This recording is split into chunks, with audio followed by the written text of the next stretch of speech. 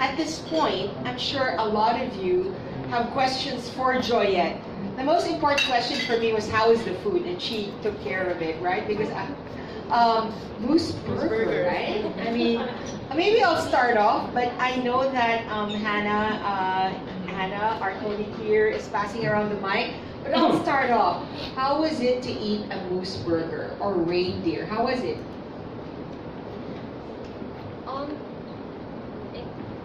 It was cool.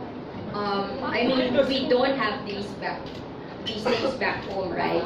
So called, right? So the reindeer, it's an appetizer. So it's really small. So it's like sashimi sort of. So it was raw. Yes, yes.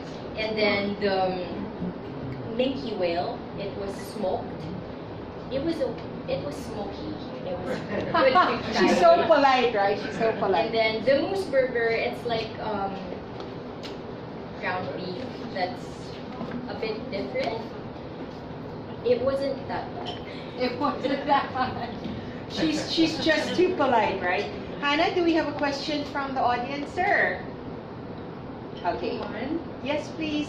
Would you be so kind to introduce yourself and the publication you represent? Hi, I'm Flourish from NorthPoleMarathon. Sorry. Actually, my first question goes to Ms. Roche. How did you organize the marathon in such a short time? Since That's the FWD. this has been a roller coaster ride for you and also for Ms. Joyette. So, FWD, our tagline is Get Ready to Live, right? And it's really all about celebrate living. So when we first heard of actually the news, so FWD is it's a huge organization, it's Pan-Asian, yeah, it's part of the Pan-Asian FWD group. So the good thing about it, our group executives are there, right? We have to make a decision. First and foremost, we cannot let our runners down, right? They've trained hard enough. We cannot let the countries down because we put all our vote of confidence for them to run, right? So armed with expertise, I would say expertise because we have the organizer there as well. And also, I would say, more of just a smart and quick thinking to make really things happen. Because at the end of the day, for us, no matter what life throws at you, we will always spring back to life and we will always give our best shot to make sure that we cover everything and we give them everything that we have. Okay, my next question will be from Ms. Joyette. Was there a point in the marathon that you feel that you feel very frustrated or you feel like giving up? Na what point of the marathon, what kilometer do you feel that pinakamahirap na part in the run? So I think the first loop I struggled. I had so many layers. It was heavy.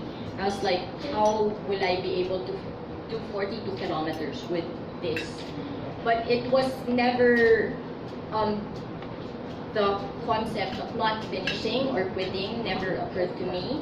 I know that no matter what, I have to finish because that's what I set out to do. And I cannot let my country down. But also to answer each, also to follow up with your question to Ms. Roche, at each point, our executives there, they were like, what do you want to do? Are you still okay to run?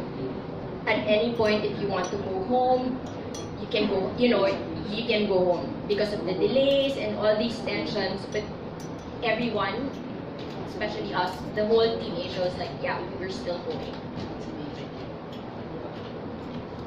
That's a snapshot of the FWD culture for you. Yes? Hi, Grace? Jeremy Hi, from sir. Orange Magazine. You've done it, you've experienced it. Are you willing to try it again? Anytime. Take me back anytime. Wow, I'll do it in I a love heartbeat. it, I love it. The whole experience was really just incredible. Even just getting to Svalbard, it's like really being at the edge of the world. So it's nothing, it's really unlike any place I've ever been. Just being there, the whole experience, it's just amazing, and I'll do it again. How serious is this tour? Like, do you have free time? Have you even enjoyed touring the area? The place Or is is on work? no, so the place is small. Well, not small. There's vast lands, but the town itself is small. So like I said, because of the delay, so we suddenly had 1 week to sort of see the area more. So, but of course we know we were going to run, so I ran a lot just to get used to running there. But we were able to enjoy also Arctic adventures such as dog sledding, snowmobiling. So, just to give you a background, so for the snowmobile ride, we went out. So let's say it was a 3-4 hour ride, right? And I mapped it out on my Garmin, and then I showed Tim, our CMO. After, he said, we drove, that's what you're gonna run? And I was like, yeah. So he was like, yeah, you trained for that, so this really has to happen. Thank you. Yes, Mike Marido from Business World. My question is for Joyette. Joyette, you spoke earlier of the people who were part of the journey, your journey. Can you just talk about the role that Romy Garduse, Marceline Vidal, and Carmela Pearson played in your journey? Okay, great. So, for the whole journey, FWD wanted me to have a squad, sort of official support group. And it was important to me because, you know, I'm going there by myself. So Romy, he's the first Filipino to do the 7 summits. So he's very, very accomplished. You know, I was going somewhere where the conditions I've never gone, but he's done. So he was very, very helpful in recommending gear. He was there to help me pick out gear to bring to the pool. Really just advised me what to do to get hypothermia for your skin, whatever. Marjeline is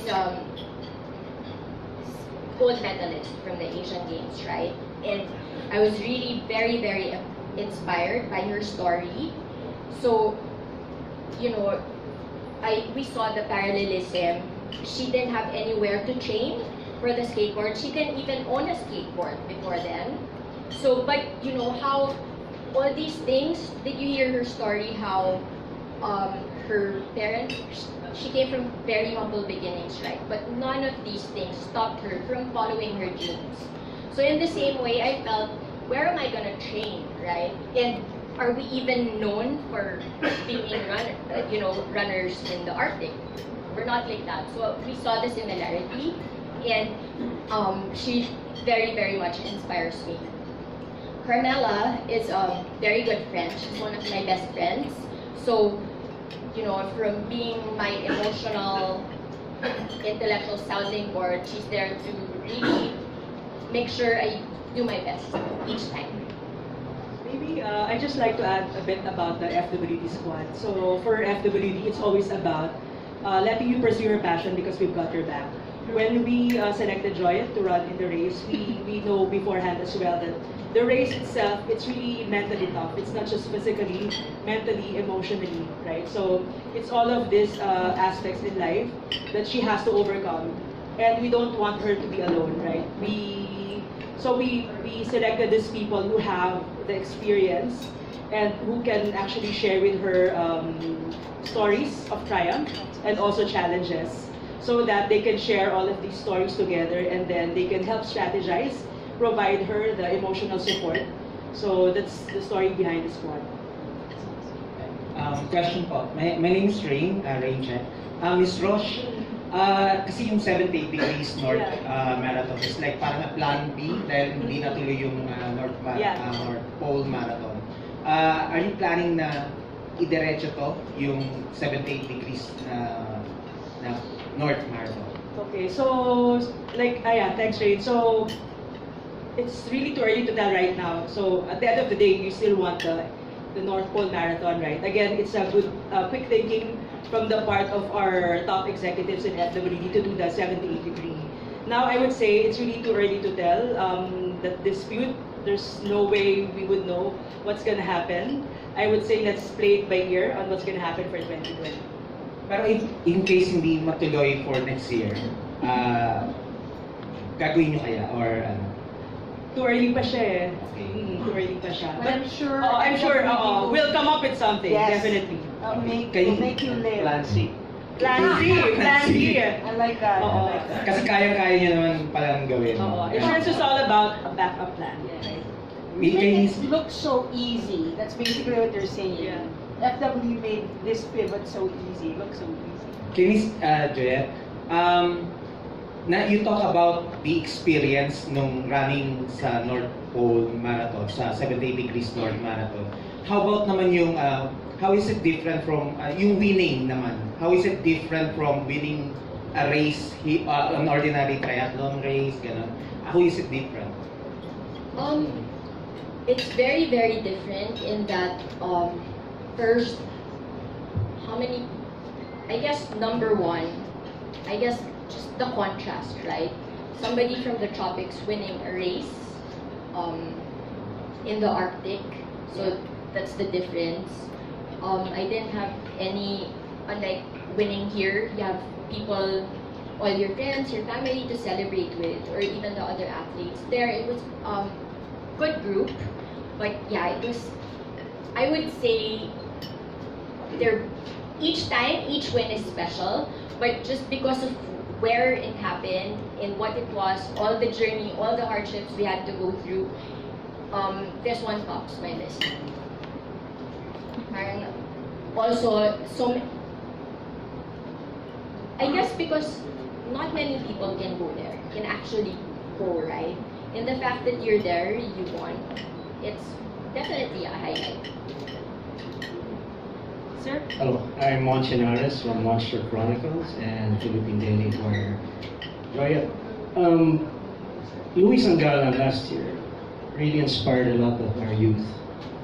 Everybody's idolizing him, getting into his program, especially martial arts and stuff like that. Did you ever talk to him about this? Did he give you any tips? Actually, I did not get the chance to talk to him, but I got the chance to talk to my FWD teammate, Izu, who was also in the North Pole last year. I also got tips from Romy, who was also in the same journey last year. He was also part of the official squad. Okay, because you're our new inspiration now, especially Yes. especially for the women. And another question Not is, just for athletes, trust For me. I'm everyone. no athlete, but for everyone.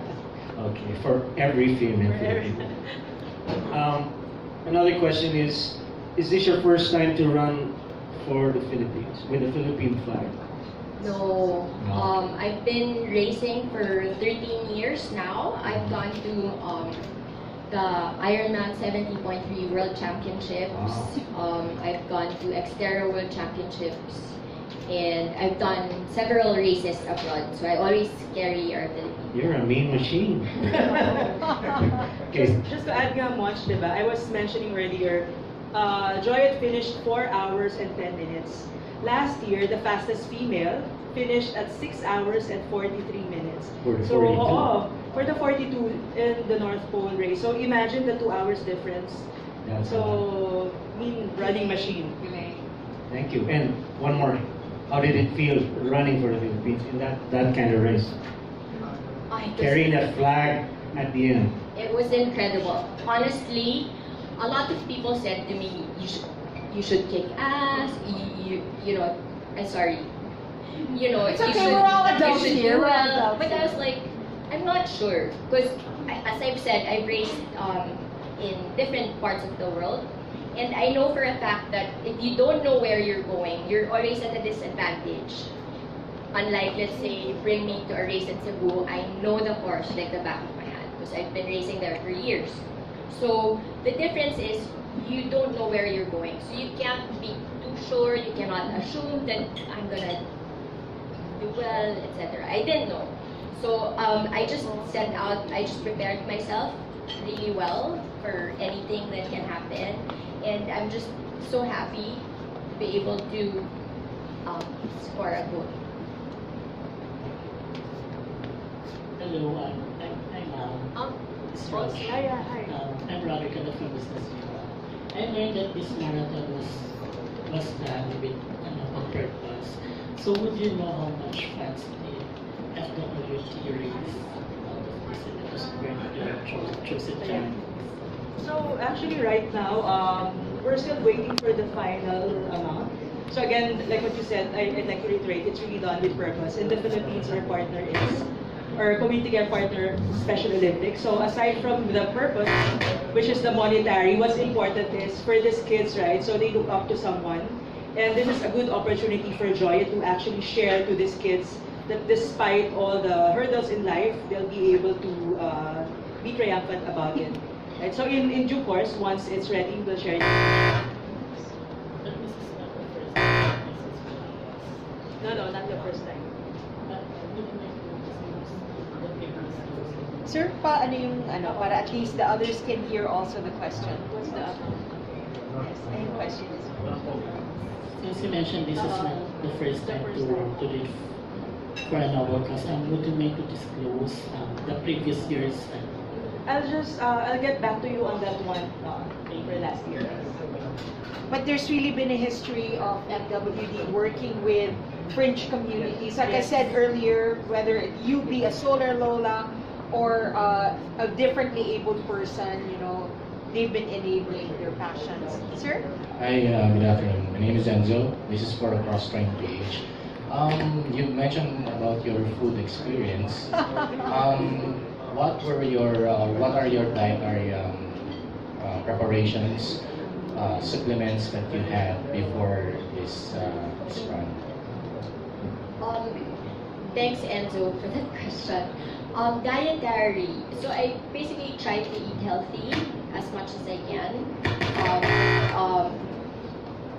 Mornings, usually I would have oatmeal, fruits. Lunch would be light, like a salad.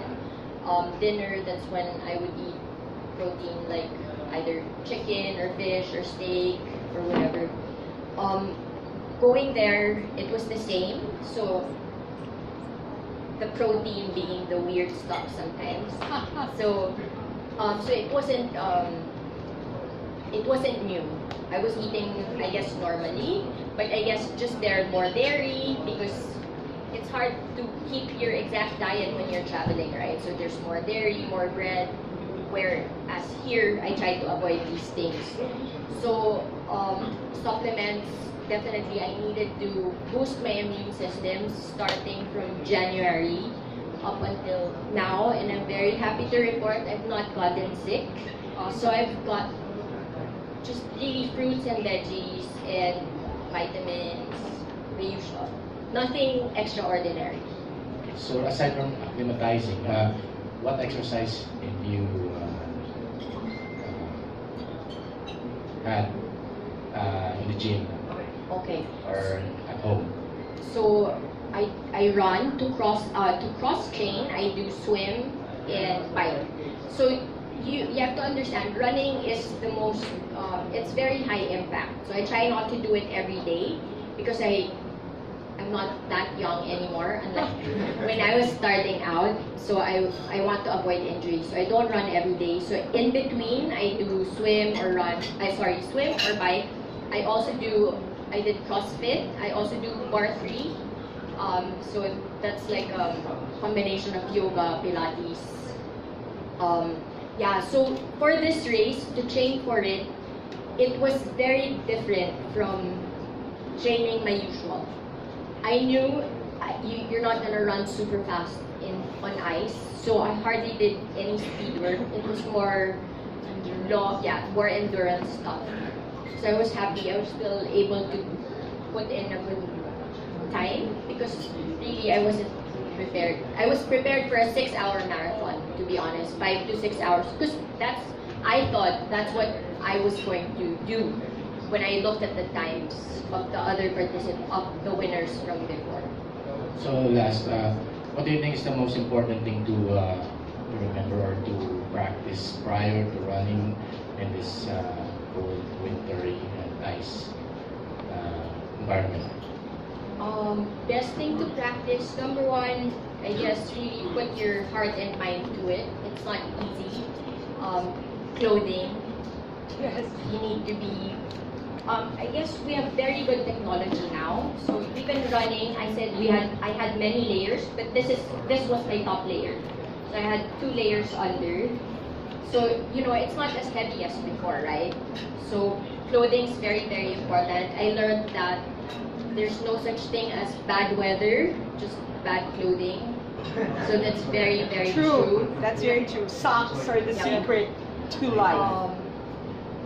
I guess just be prepared for anything and really keep an open mind. Not everything's gonna be exactly as you planned, but yeah, it was very good experience. Thank you very much. Thank you. I think at this point, we'll have, one last question, right? Okay, all right. So I think at this point, I think all of us collectively as a nation are truly proud of you, Joyette.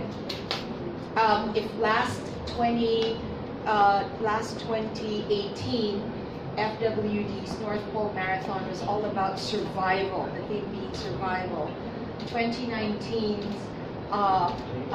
78-degree North Marathon was all about overcoming odds, whatever life throws at you.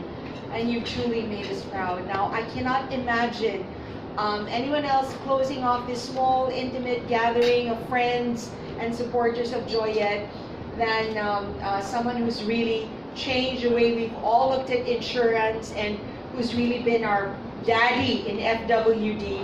Thank you, Peter, from a very grateful nation for showing us our true north. Please come down here and give me a hug. I will. Yes.